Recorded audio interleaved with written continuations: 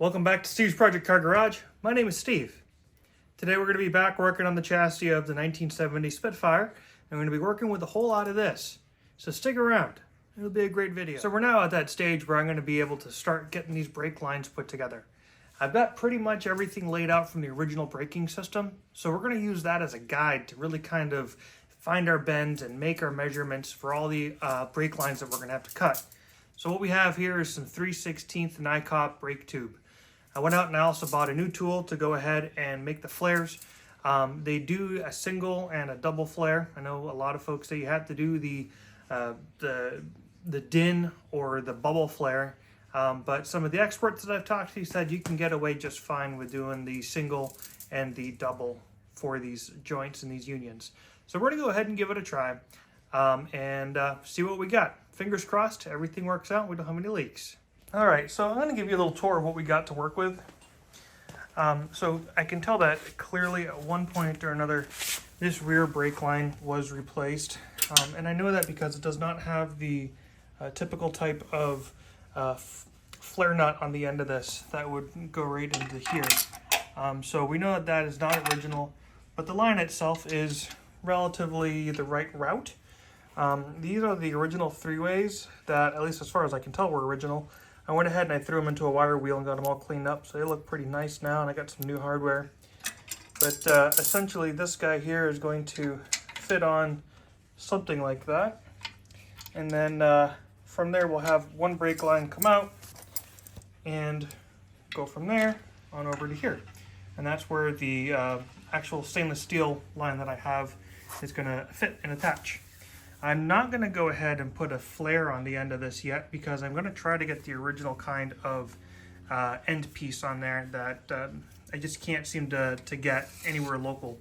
So that flare nut will be from a different source and a different time, but not that big of a deal. That's not going to stop me from doing everything else. Everything else I seem to have as far as the hardware is concerned. So we're going to go ahead and start with this.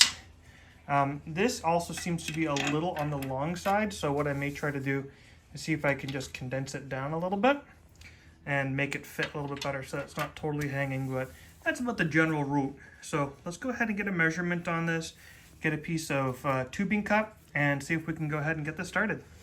All right, so here's what we got. Got this piece of brake line. This is that original piece that I was showing you. I'm just going to use a piece of string, and I'm just going to kind of run the string along so I can try to get a somewhat decent measurement of how much I need. And then I can keep the curve of the original so that way I kind of got what I need. I remember I was saying I was going to try to take a little bit of line out of this. I'm going to cut the original though to this length because this is approximately what I need. But what I will do is I'll leave that little tiny bit of extra line there, so that way when it comes time to do the end, once I got the extra new nut, I'll have the distance. So this is what we need so far. I'm gonna get this off to the side. Got my little cutter here, and I got my spool of new line. Let's see if I can untangle some of this. All right, need approximately right there. So I got my little tube cutter. And just slowly crank down on this, and we twist.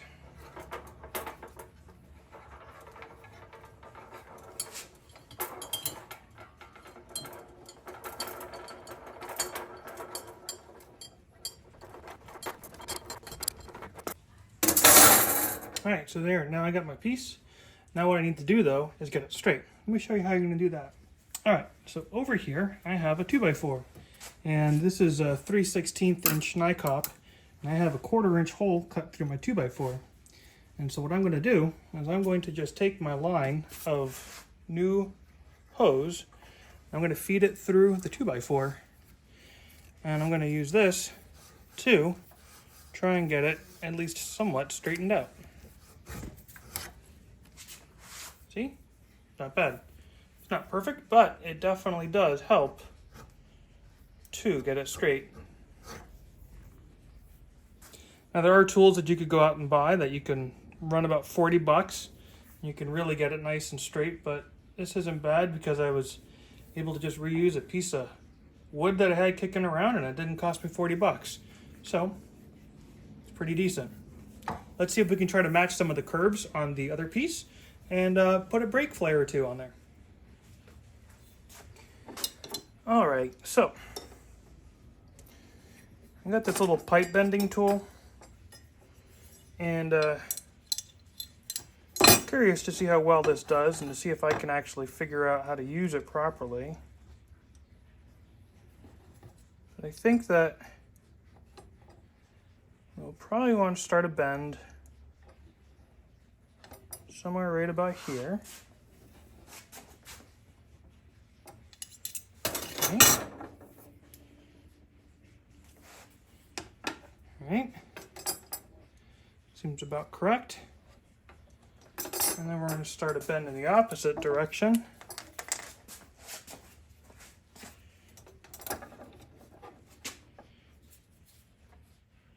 I guess the bend should start right about there. Should end right about there. So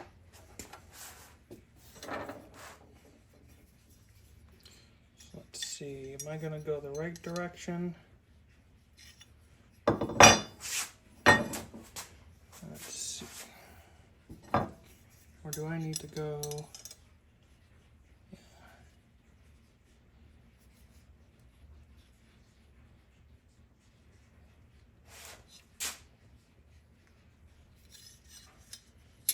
There we go. Something like that.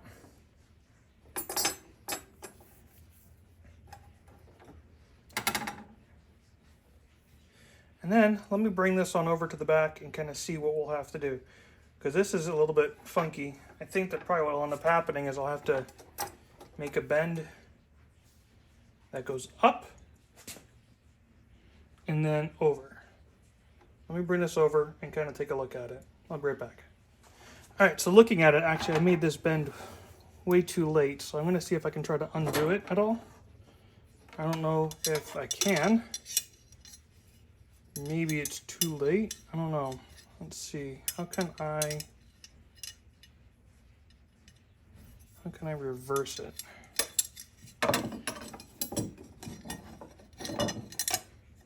No, that's gonna just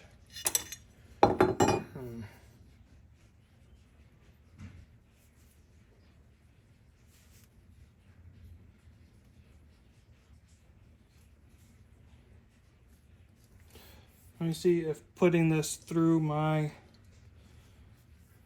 piece of wood will help. Oh, that's not bad. That's not bad. All right.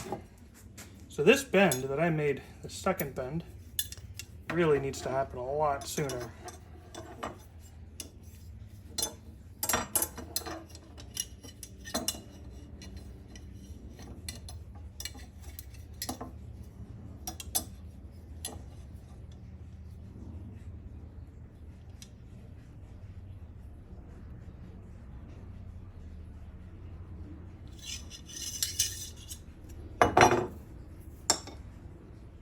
All right, so with the way that the original bend was, the original bend had the actual bend happening out further. And so now with the way I have it, it's gonna keep it tucked pretty close to the actual frame rail itself. So now I need to get this next bend to happen somewhere right in here. And what's gonna happen is it's gonna just make a slight bend and turn, pretty much up and at that direction. I know you couldn't really see that, but I'll show you. All right, so we got that goes there, and then this, which goes like that. That's actually pretty decent. So I'm happy with the bends on that. Not bad at all. Certainly a lot better than what was there. So we'll get a flare nut put on this guy. Again, we're going to leave this guy undone, and we're going to leave that little bit of extra there because we may have to come back to it because we're going to put an actual nut on there, but I'm pretty happy with this. So we'll call this setup ends done. Let's go ahead and I'll show you the flare nut tool that I have. And yeah, I'll show you what we're working with. All right, so this line may not be the best to demonstrate on, but what we're dealing with here is essentially, it's called a bubble. This is for European. Now we're going to be doing a single on these, but the reason we're doing a single is because I don't have the bubble, but apparently this should work just fine with a single. So we're going to try to recreate this exact kind of flare. So I went ahead and cleaned up the nut in the wire wheel, and we'll go ahead and deburr this and give it a little bit of a chamfer, and yeah, let's see what we can do. All right, so this is the tool that I bought. It is a Lisley, and this is a brake flaring tool. And the reason I bought this is because it does actually 3/16 and quarter. And I'm going to be doing a quarter for the fuel line, and so instead of buying two tools, I was able to just buy one. But this is a neat tool. It's going to go ahead and allow us to make these flares. And so this is the 3/16 inch line tool. Comes with a deburring tool and some special punch grease. You don't want to eat this, okay? Take note. Do not eat. So the way this works is we're going to start by taking the deburring tool, and we're just going to deburr the inside.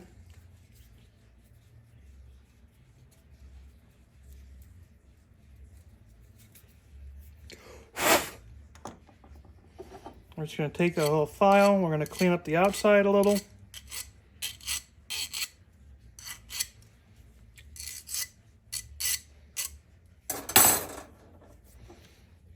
Hit it with the deburring tool again, just for good measure. Okay. So we need 2 wrenches for this.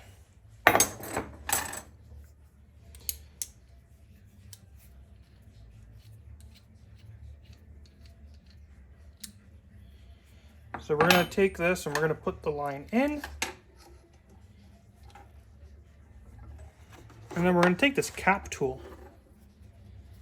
And we're going to put the cap tool on, and we're going to actually try to screw that in place. And what this does is it sets the brake line at the right distance inside the tool. There's a little window in here too, so you can actually see where the brake line ends. And the brake line should butt right up against that cap tool. So we'll tighten that down a little bit. And then we're going to remove the cap tool.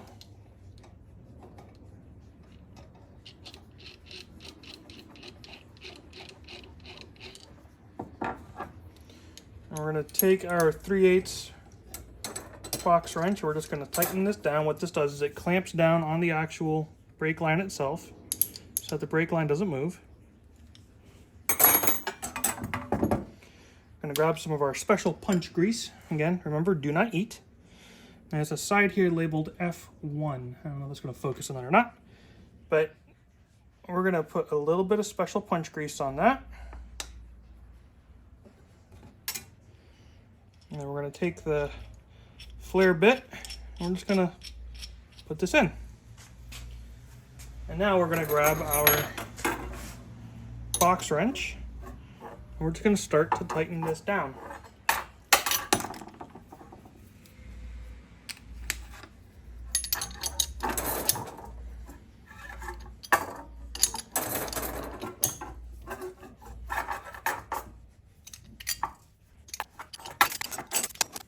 And that's going to bottom out right on the actual clamp itself with the little vise that's in there. We back this off.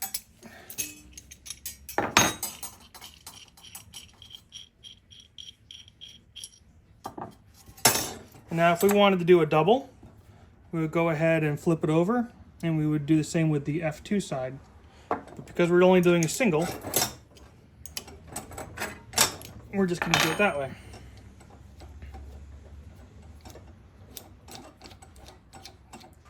Undo these guys, and voila.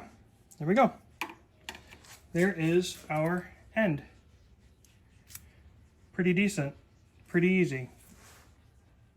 Not bad. I'm gonna clean a little bit of grease off. And we should be good to go. All right, so there's the first one. First one is fit. Looks pretty decent. And I'm happy with it. It's a little bit shorter. Doesn't stick out as far. I believe this little tab, if I'm not mistaken, is pretty much to just kind of help hold it up and in place. So yeah, that's a good start. Now the next one's going to be to come from up here on over to the back, and then we're going to have this one here, which is going to be the home run that goes to the actual front of the car itself over there. So let's go ahead and get the short guy made. Now once the short guy's done, then we can start on that home run. All right, onto this little guy now. So this is the one that goes to the driver's side rear brake. So I'm going to go ahead and actually ditch this because this guy here is pretty beat, and I'll just use the one that I pulled off the other side.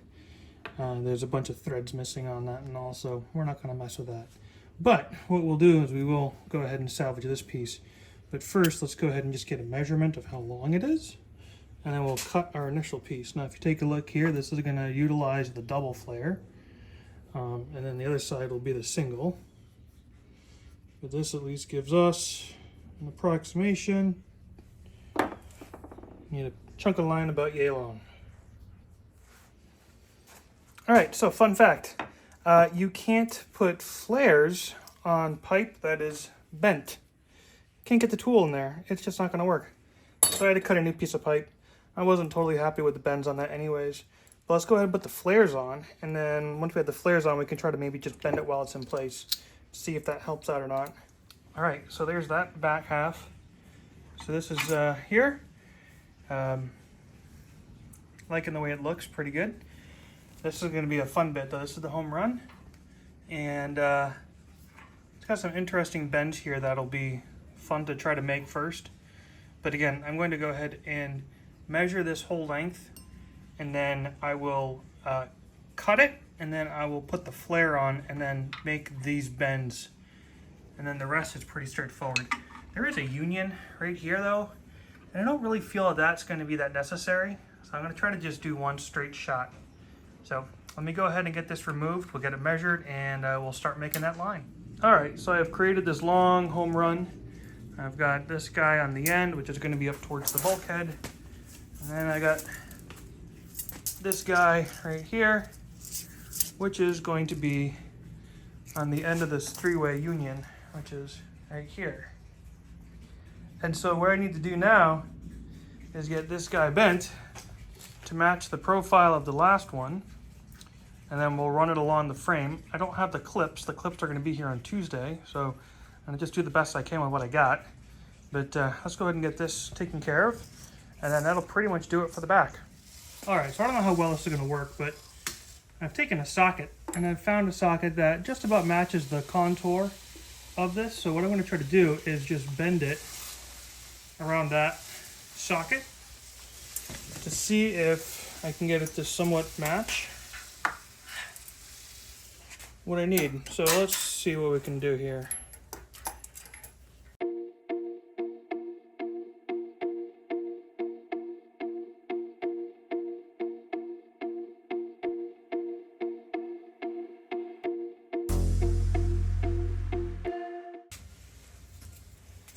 All right, let's compare the two. I mean, it's not exact, but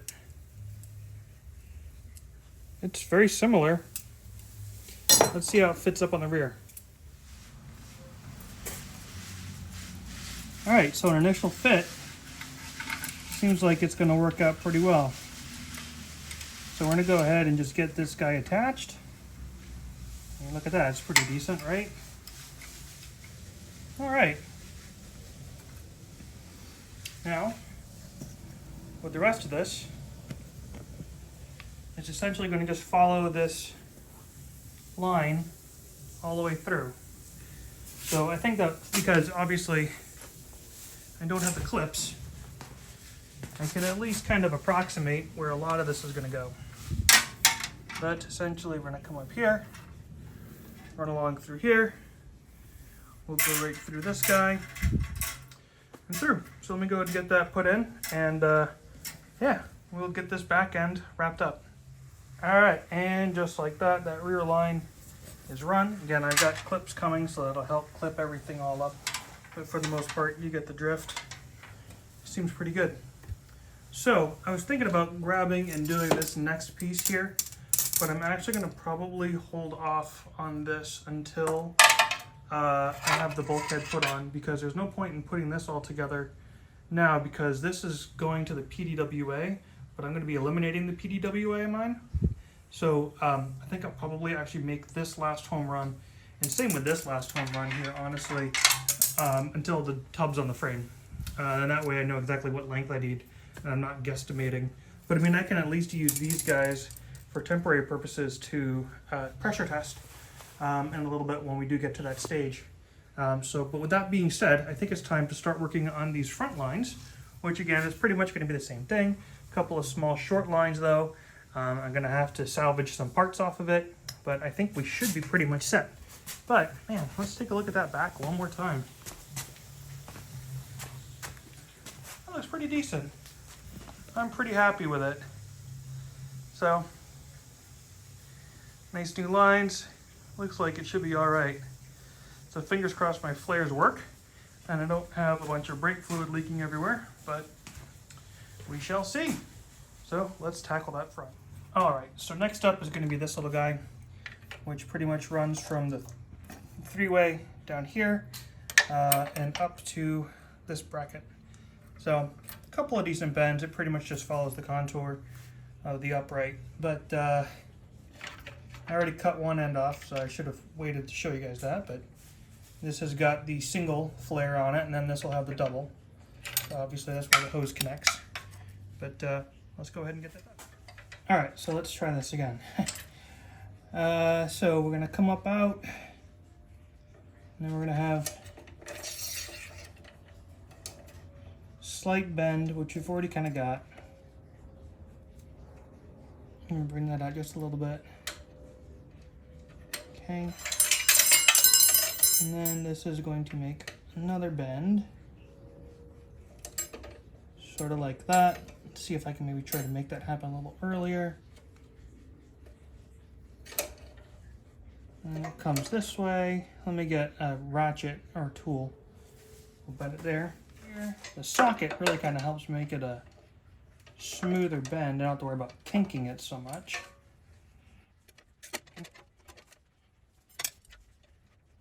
So then right about here is where it's going to bend downward.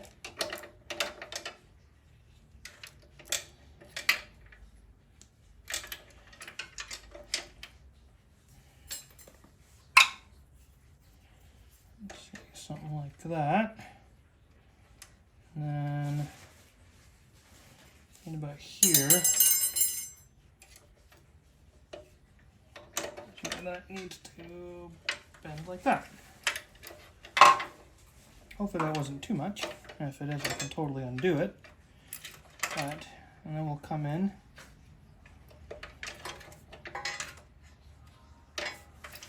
There, yeah.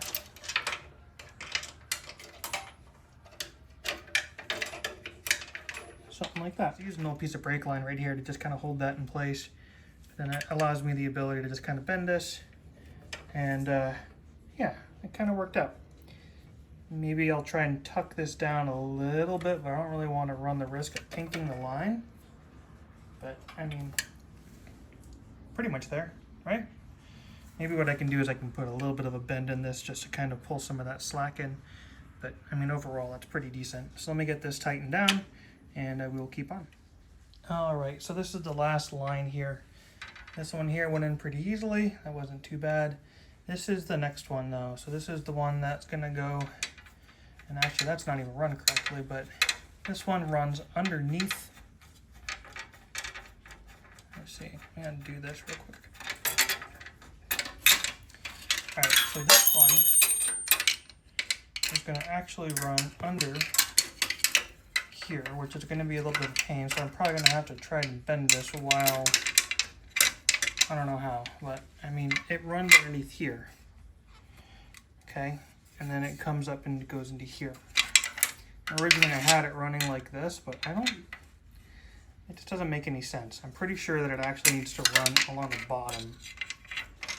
And I'm sure I could figure out how to make that work. Put it back on there, but I'm not gonna bother. Anyways, so it should run underneath there, run across the frame here. And then once it comes here, it will then run up the frame this way and then come over to this attachment point over here. So let's go ahead and get this measured and get it cut, and let's put it together.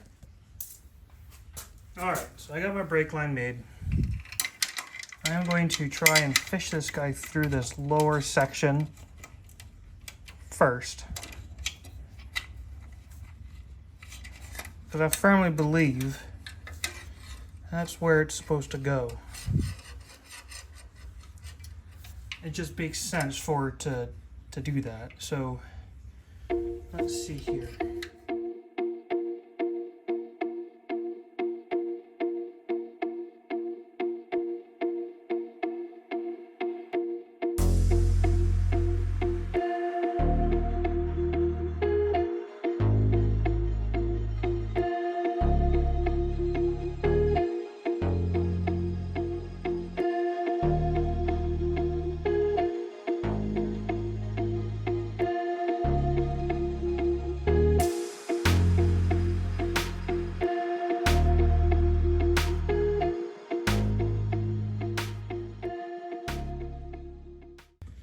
This side and then this side.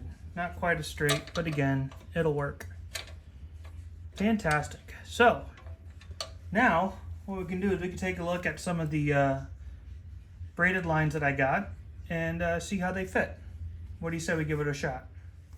All right, so these are the Goodrich braided stainless steel brake lines. And so I need some clarification, so I'm just going to put these on temporarily, but from what I understand, this side goes in here, and then this side goes into the actual brake line, or into the brake itself. So I'm just going to go ahead and get this started.